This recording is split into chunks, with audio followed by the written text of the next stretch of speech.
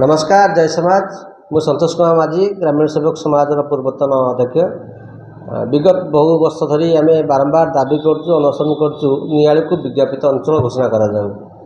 आसंता काली सरकार घोषणा कले 16टी विज्ञापित अंचल घोषणा कले कटक जिला 3टी नियाली सबु सुविधा थाई नियाली को बाद दियाला। एप्रति नियालीवासी असंतोष प्रकाश कर आम ग्रामीण सेवक समाज दीर्घ 12 वर्ष ऊर्ध्व अनशन आमर अनशन दाबी कर सरकार को बारंबार जनाई नियाली को विज्ञापित अंचल घोषणा करा जाऊ, किंतु ता सरकार कले ना जहाँ नियालीवासी हृदय को छुरा मारला परी कर सरकार।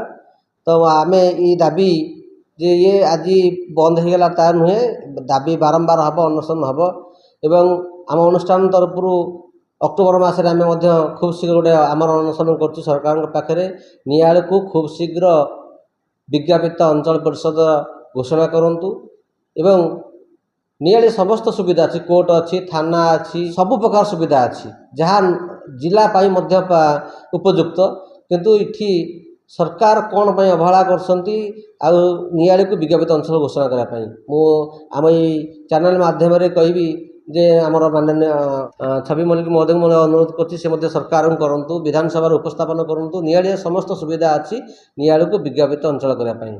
समस्त को धन्यवाद। मैं आशा रखुची यही जो महासंग्राम नियाली आम आगामी दिन में आम लड़ाई कर सहित समस्त साथ देवे।